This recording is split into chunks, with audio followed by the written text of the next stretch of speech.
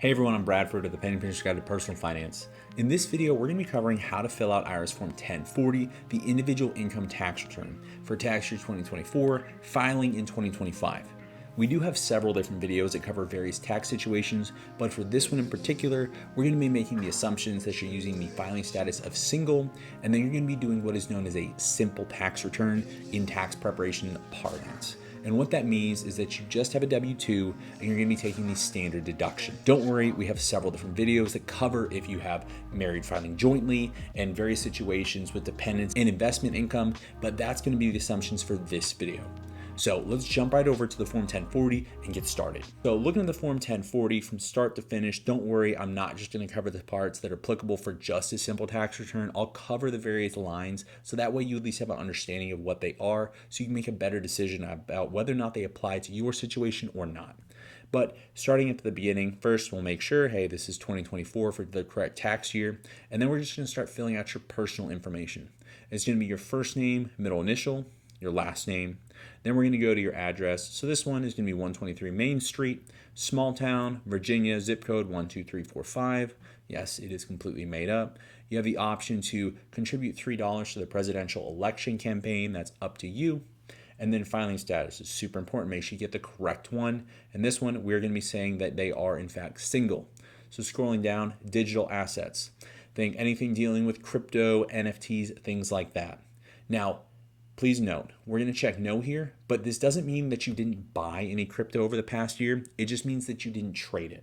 Now, you can go into the 1040 general instructions, and it's going to give you a very clear laid out understanding as to what is considered to be required to check the box yes in the circumstance. But for this one, we're just going to say that John Smith, he might have bought part of a Bitcoin over the past year, but he didn't do any trading. He didn't treat it as a capital asset, using it as some sort of investment income, and he also didn't receive it as a payment like what you would see as a W-2 sort of transaction. So we're just going to say no for here. Standard deduction. Looking at this, can somebody else claim you as a dependent? In this situation, we're going to say no, so we're just going to leave this section blank. And then age, blindness isn't going to be applicable for John Smith in this situation. Dependents. If you're filing a single, you shouldn't have any dependents. If you do have dependents, you should be filing as the head of household, so that way you're getting the best deduction possible. Going down in here to income. For this one, we're just going to be using W-2 income.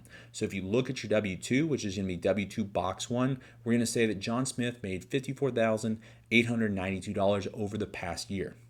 And then B, household employee wages not reported on Forms W-2, not applicable. Tips, so if you're some sort of like waiter, waitress, and you're receiving tips, that would go here in 1C. Medicare waiver payments, that would be in D. E is taxable dependent care benefits from Form 2441, not applicable here. But if you do have dependents, wrong video, but that would be an area that you might want to look into if you're receiving benefits from the government for it. F, employer provided adoption benefits, not going to be a factor here, especially filing a single. G, wages from Form 8919. If you don't have an 8919, not applicable to you.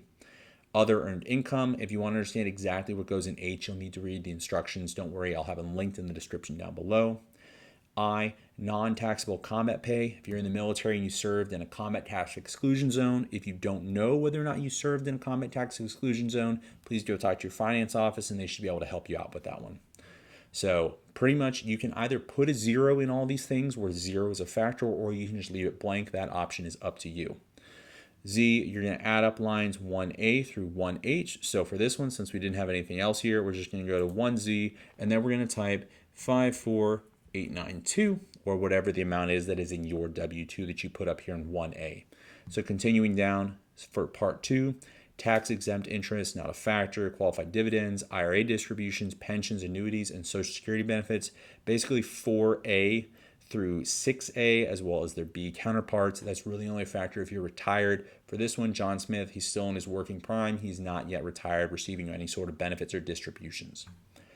So 7, capital gain or loss. So if you are doing investments, this is where it's going to be the Schedule D that you're going to actually be putting that information in if you did receive capital gains, whether gains or losses over the previous year.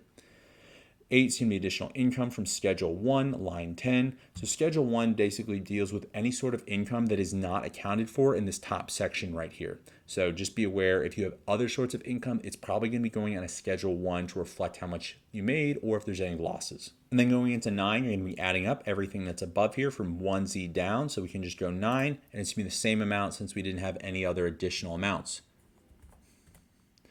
And then 10, adjustments to income from Schedule 1, line 26. If you didn't have anything from a Schedule 1, you're just going to leave the spot blank.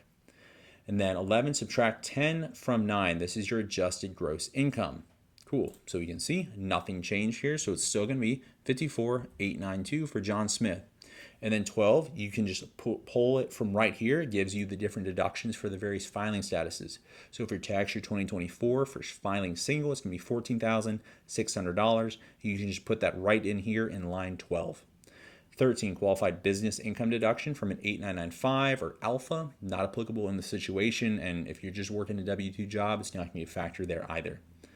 14, you're going to add lines 12 and 13. So that's going to be 14,600, and then you're going to subtract line 14, which is right here, from line 11, and that's going to give us a total taxable income of $40,292 for John Smith. So coming down here to line 16 where it talks about tax, it says see instructions. So I definitely recommend looking at the instructions, which we're going to do in just a second. So we can see, we're going to talk about, hey, what's an 8814? What's a 4972? And then how do I actually come up with this number of 4,601? So to figure out line 16, it's really simple if you make less than $100,000 because the IRS provides a nice tax table that you can use. But jumping over to the 1040 instructions, that's going to help us understand, hey, what am I actually putting in this box right here? Great, so here's line 16, the IRS forms. It has line by line instructions for the entire 1040, as well as any other sort of tax form that you are filing. So hey, it tells you what is 8814. That's child's interest. So if you have a child that has investments in something like an UTMA, if you don't know what that is, it's not applicable. And again, this is a single filing, so it shouldn't be a thing at all. 4972 is relating to lump sum distributions. Think like if you won the lottery, you can choose whether to receive it distributed over time or all in one lump sum. That's going to be what's applicable there. And then it tells you, hey, what are all the other things? Because you saw it was just a box with a blank area that you can fill in. What are those things? So it can be Form 8621. It could be a Form 8978. It could be a triggering event under Section 965 India. If you don't know what those are, I can bet you it doesn't apply to you. But that's going to be an understanding as to what is actually going to go in line 16. Now, coming back to this, I do have a different video, and if you're curious how to use the IRS tax tables, you can check it out right there in the right-hand corner of the screen. But basically what you do is you go down to how much money you made. They break it down into $250 increments, and then you can just go over to what filing status you're using. So that's where I got this number of 4,601. So then 17 is going to be amounts from Schedule 2, line 3. In this situation, we don't have to worry about Schedule 2. And then 18 is going to be adding up lines 16 and 17. So we can just copy that number down here. So put 4601 down in line 18. And then 19, child tax credit, not a factor if you're doing single. 20, you're going to add the amount from Schedule 3, line 8. In this simple tax situation, we're not going to be dealing with Schedule 3. And then add lines 19 and 20, which is 0. So 21, I'm just not going to put anything in there. And then going down to 22, we're going to subtract line 21 from line 18. If 0 or less, enter 0. So 21 from line 18, it's going to be 4601 because that's 4601 minus 0. 23, other taxes, including self-employment tax. If you're not doing self-employment tax, it's going to be 0. And then in this situation, since we just have W-2 income, that is going to be the case. So leaving line 23 blank. And then 24 is add lines 22 and 23. This is your total tax. So it's just going to be $4,601 for John Smith. Going down to the next section, payments. For this, since we just had W-2 income and we're just taking the standard deduction, go on your W-2 and see how much money was withheld from your payments throughout the year. So in this case, it's going to be $6,320. Forms 1099, I just said we're only doing W-2, so not a factor here. Other forms, see the instructions if you think it's applicable. In this case, we're not worrying about that. And then D, we're going to add lines 25A through 25C. So we're just going to take this part from 25A and drop it down into 25D. 26, 2024 estimated tax payments and amount applied from your 2023 return, it's going to be 0. Most people are not doing estimated tax payments unless they're running their own business, and they're having to do that because they're their own employer and they don't have somebody else to withhold those tax payments for them. So 27, earned income tax credit. John Smith makes too much money to qualify. If you're curious about the earned income tax credit, got a video on it right there. Additional child tax credit, we're single, so it doesn't apply. American Opportunity Credit, Form 8863, line 8, deals with college. In this situation, we're not going to have anything in here. 30, that's reserved for future use, nothing in there. 31, amount from Schedule 3. I already said we're not dealing with Schedule 3, so nothing's going to go in 31. 32, we're going to add lines 27, 28, 29, 31. These are your total other payments and refundable credits. We have amount of 0, so I'm just going to leave that spot blank. Then we go to 33. We're add lines 25D, 26, and 32. These are your total payments. So we're just going to take this part from 25D and drop it down here in 33. Hang with me. We are almost done. Dealing with a refund, which is what everybody likes. So if line 33 right here is more than 24, which it is, subtract the amount. This is the amount you overpaid, and congratulations, that means John Smith's going to be getting a refund of $1,719. The next part's important, so don't skip it, is how much of that money do you want refunded to you? Put all of it. Put all of it down. Make it simple. Don't let the IRS have it. Don't give them a interest-free loan. You want that money back in your bank account. And then, hey, we want all that money there. And then you need a routing number and account number, as well as whether it's a checking or a savings account. Put that amount in there. And then 36, amount of line 34 you want applied to your 2025 estimated tax. Not really much of a reason to do anything putting that money in there unless you're starting up a business and you just kind of want to get a head start on those quarterly tax payments. But in this situation, we're just going to assume John Smith's going to work a W-2 next year. Doesn't have to worry about that, so we're going to leave that spot blank. 37, since we are owed a tax refund, we can just skip this whole section that deals with amount you owe. Obviously, if you underpaid your taxes, you're not going to be filling out the refund portion. In fact, you're going to be filling out the amount you owe, and you're going to be paying money to the IRS. Now, continue on down here, third-party designee.